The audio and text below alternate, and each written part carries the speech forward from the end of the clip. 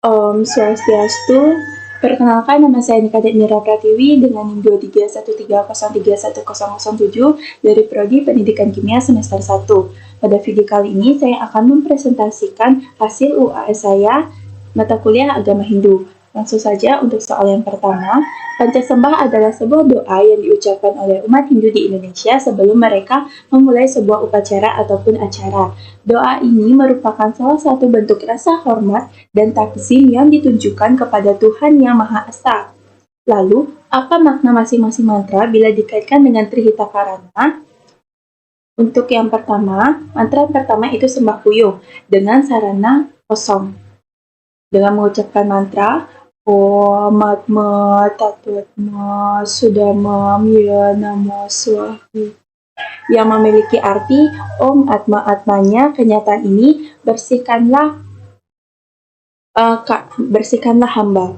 Jadi mantra ini memiliki makna dengan aspek hubungan manusia dengan Tuhan atau ide Sang Yang Widiwasa dalam konteks Trihita Karana yang disebut dengan Parhyangan. Mantra ini mencerminkan upaya untuk menyucikan diri sebagai bagian dari hubungan dengan Tuhan. Untuk mantra yang kedua itu Sembah Sang Yang Aditya dengan sarana bunga putih atau kuning dengan mengucapkan mantra Om Aditya Sya Param Jyoti Rata Teja Namostuti Sweja Pangkaja Madhyasti Vaskaraya Namostuti. Jadi mantra ini memiliki arti Om Sang Yang Widiwasa, sinar surya yang maha hebat. Engkau bersinar merah, hormat padamu. Engkau yang berada di tengah-tengah teratai putih, hormat padamu membuat sinar. Jadi mantra ini memiliki makna dengan aspek hubungan manusia dengan Tuhan dalam konteks Trihita Karana yang disebut dengan Parhyangan. Mantra ini mencerminkan penghormatan manusia untuk ide Sang Yang Widiwasa atau Tuhan. Mantra yang ketiga yaitu Sembah Sang Yang Widi Istadewata yang biasanya dengan sarana kwangen atau bunga dengan mengucapkan mantra Om Namo Dewa Distanaya Sarwa Yapi Wasiwaya Padma Sana Eka Prastisaya Harda Nareswara Namo Swaha yang memiliki arti Om Sang Yang Widiwasa, hormat kami kepada Dewa yang bersemayam di tempat utama, kepada Siwa yang sesungguhnya berada di mana-mana, kepada Dewa yang bersemayam pada tempat duduk bunga teratai sebagai satu tempat, kepada Ardhanaswara hamba menghormat. Jadi mantra ini memiliki makna dengan aspek parhyangan dan juga pelemahan yang mencerminkan penghormatan manusia kepada ide Sang Yang Widiwasa atau Tuhan yang telah menciptakan alam semesta. Mantra ini juga memiliki makna hubungan manusia dengan alam ciptaan Tuhan. Yang keempat itu Sembah Sang Yang Widi pemberi anugerah dengan sarana kwangan atau bunga dengan mengucapkan mantra Om Anugraha Manuhara Dewa Data Nugrahaka Yat Archanam Sarva Pujanam Namo Sarva Nugrahaka Om Dewa Dewi Mahasiddhi Yajnana Nirmalatmaka Lakshmi Siddhija Dirgayu Nirvighna Sukawadita. Jadi mantra ini memiliki arti Om Sang Yang Widiwasa, engkau yang menarik hati, pemberi anugerah pemberian dewa, pujaan dalam setiap pujian, hormat padamu pemberi semua anugerah, kemahasidian dewa dan dewi, berwujud yajna, pribadi suci, kebahagiaan, kesempurnaan, panjang umur, kegembiraan dan kemajuan. Jadi mantra ini memiliki makna dengan aspek parhyangan, pawangan, dan pelemahan dalam Trihita Karana yang mencerminkan penghormatan manusia kepada Tuhan atau ide Sang Yang Widiwasa yang telah memberi anugerah pada manusia serta kebahagiaan pada setiap ciptaannya. Mantra yang kelima, mantra terhadap Sembah Puyuh tanpa sarana yang mengucapkan mantra Om Dewa Suksema Parama Sinkhya Ye Nama Swaha yang memiliki arti Om Sang Yang Widiwasa, hormat pada dewa yang tak terpikirkan, yang maha tinggi, yang maha gaib. Mantra ini memiliki kaitan dengan aspek parhyangan dalam Trihita Karana yang mana manusia memuja Tuhan atau ide Sang Yang Widiwasa sebagai yang maha tinggi atau yang maha kuasa.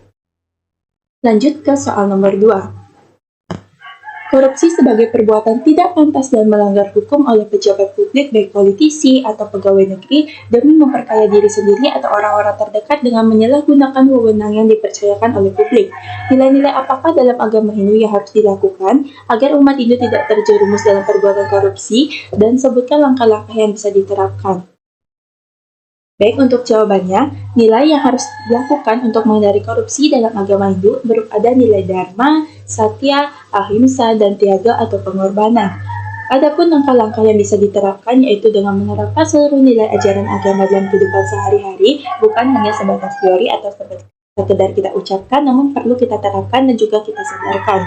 Yang kedua itu memberikan edukasi kepada anak-anak tentang korupsi. Mengapa anak-anak? Karena mereka sejak dini harus diajarkan bagaimana atau edukasi apa itu korupsi, apakah perbuatan itu, dan juga bagaimana dampak dari perbuatan itu. Yang ketiga itu selalu menerapkan kejujuran. Kejujuran harus selalu diterapkan dan harus selalu diajarkan mulai dari anak-anak, karena dengan menerapkan kejujuran dari anak-anak, maka mereka semakin besar akan semakin menerapkannya. Yang keempat, mendorong penegak hukum agar bertindak tegas. Jadi penegak hukum dengan aturan-aturan yang sudah ada harus bertindak tegas kepada pelaku perbuatan kejahatan korupsi tersebut.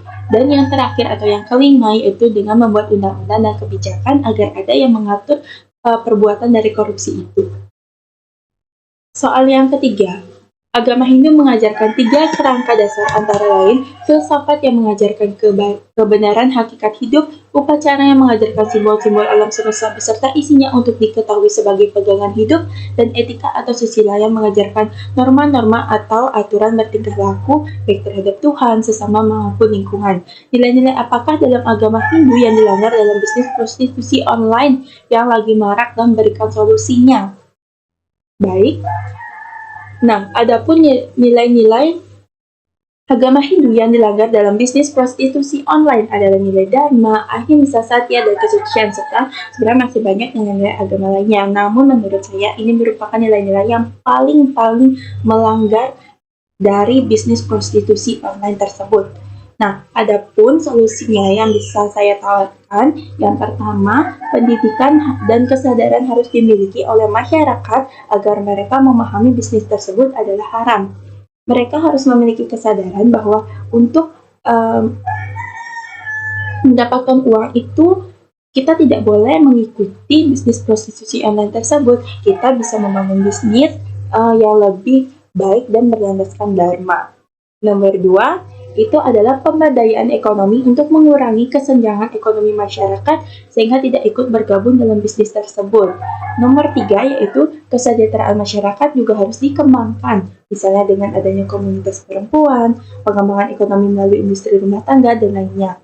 Nah, sebenarnya bisnis prostitusi online yang diikuti oleh masyarakat itu kan terjadi karena mereka terjadi kesenjangan ekonomi sehingga kesejahteraan masyarakat itu tidak merata. Jadi menurut saya kita bisa mengadakan salah satu upaya misalnya dengan UMKM atau dengan menerapkan industri rumah tangga dan sejenisnya. Jadi melalui industri tersebut kita bisa mengembangkan kemampuan dan juga bakat yang dimiliki oleh masyarakat, dan juga dapat menambahkan nilai dan juga menambahkan ekonomi pada masyarakat sehingga mampu meningkatkan pemberdayaan dan kesejahteraan ekonomi masyarakat. Sehingga mereka dengan meningkatnya kesejahteraan dan pemberdayaan ekonomi tersebut menghindari adanya bisnis prostitusi online tersebut. Nomor 4, yaitu dengan penegakan hukum diperlukan untuk melindungi korban dan memberikan hukuman yang tegas kepada pelaku bisnis ini. Dan yang kelima atau yang terakhir dengan menyediakan dukungan medis, psikologis, dan sosial di masyarakat. Khusus untuk perempuan, kita harus memberikan edukasi kepada mereka bahwa kita harus selalu menjaga medis kita, menjaga tubuh kita, dan juga mental kita, sehingga kita mampu menilai bahwa bisnis prostitusi online ini merupakan bisnis yang halal. Soal nomor 4, ketika Anda mengunjungi panti asuhan, nilai-nilai agama Hindu apa yang bisa kita pelajari dan terapkan, dan beri contoh. Baik, untuk jawabannya, ketika saya mengunjungi panti asuhan, nilai agama Hindu yang bisa saya pelajari dan adalah penerapan dari ajaran Trihita-karana, yaitu pariyangan, palemahan, paongan, dan pelemahan. Jadi, nilai tersebut dapat kita terapkan dalam kehidupan sehari-hari dan akan mencapai keharmonisan. Contohnya pariangan. Anak-anak di panti asuhan itu memiliki rasa bakti kepada Tuhan yang sangat besar. Contohnya mereka melakukan persembahyangan bersama-sama sebelum memulai aktivitas mereka. Sehingga hal ini mendorong saya untuk lebih memahami nilai spiritual dan mendorong saya untuk melakukan persembahyangan secara rutin. Nah, contoh dari pawongan yang saya lihat itu adalah anak-anak di panti asuhan memiliki kasih sayang tulus. Selain itu, pemilik panti asuhan juga memberikan pelayanan sosial tanpa pamrih. Mereka membantu anak-anak sehingga memiliki keterampilan yang bisa mereka terapkan di masa depan mereka. Nah, contoh dari pelemahan itu adalah anak-anak di panti asuhan bersama-sama membersihkan lingkungan sekitarnya sebelum melakukan persembahyangan.